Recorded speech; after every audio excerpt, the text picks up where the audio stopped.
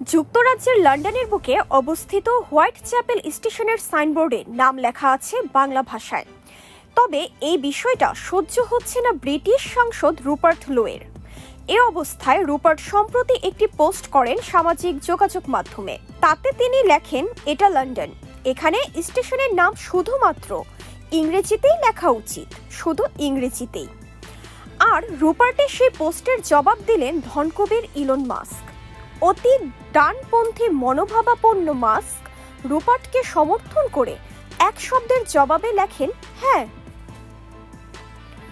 ভারতীয় সংবাদ মাধ্যম এনডিটিভির প্রতিবেদনে বলা হয়, লন্ডনের ট্রান্সপোর্ট ফর লন্ডন অথরিটির সিদ্ধান্তের প্রেক্ষিতে ইংরেজির পাশাপাশি বাংলাতেও হোয়াইট চ্যাপেল স্টেশনের নাম লেখা হয়েছিল 2022 সালে।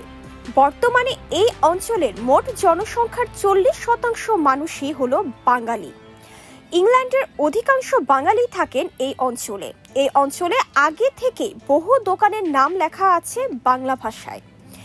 এই আবহে দীর্ঘদিন ধরে দাবি ছিল হোয়াইট চ্যাপেল স্টেশনের নাম যাতে বাংলাতেও লেখা হয়। সেই দাবি মেনে বাংলা ভাষাকে সম্মান দেওয়ার জন্য সেখানকার স্টেশনের নামে বাংলা যোগ করার সিদ্ধান্ত নিয়েছিল লন্ডন প্রশাসন। এই স্টেশনের বিভিন্ন গেটের সাইনবোর্ডে বাংলা ভাষায় নাম লেখার পাশাপাশি স্টেশনের প্রবেশ পথেও বাংলা ভাষাতে লেখা রয়েছে, হোয়াইট চ্যাপেল স্টেশনে আপনাকে স্বাগত। তবে এই বিষয়টি সহ্য হচ্ছে না রুপার্টের।